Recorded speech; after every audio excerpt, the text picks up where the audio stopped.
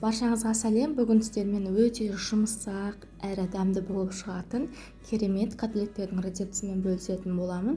Рецептін міндетті түрде соңына дейін қарап, менің каналыма тіркеліп, лайк басуды ұмытпаңыздар. Ең алдымен тартылған етімізге 2 жұмыртқамызды жарып саламыз. Ұсақтап туралған пиязымызды саламыз. Пиязымызды өте ұсақтауға тырысыңыздар.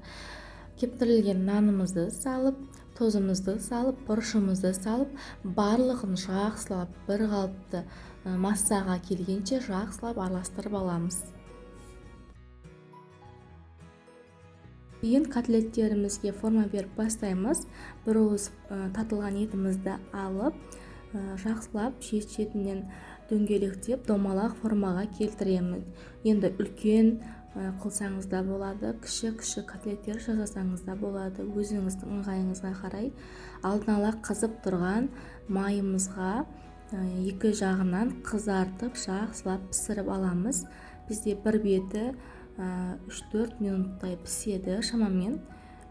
Бір шеті қызарғаннан соң екінші бетінде аударып жақсылап қызартып пісіреміз.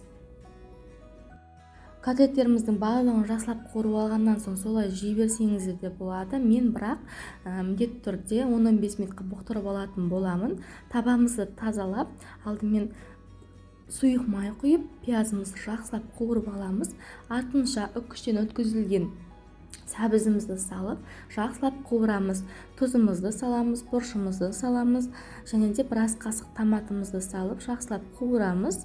Содан соң жаңа қуырып алған котлеттерді бетіне тізіп қойып, кішкене ыстық су құйып, бетін жауып 10-15 минутқа котлеттерімізді бұқтырып қоямыз. Сол кезде біздің котлеттеріміз одан сайын жұмсақ болып, дәмі одан сайын керемет болатын болады. Осылай жасап көруге кеңес беремін. Болды, осымен біздің өте жұмсақ, нәзік, дәмді, сочный котлеттеріміз дайын. Міндетті түрде осылай жасап көріңіздер. Назарларыңызға рахмет. Сіздермен болған Анаргүл. Рецепт ұнаса міндетті түрде менің каналыма тіркеліп, жанындағы қоңырау белгісін басып қойды ұмытпаңыздар.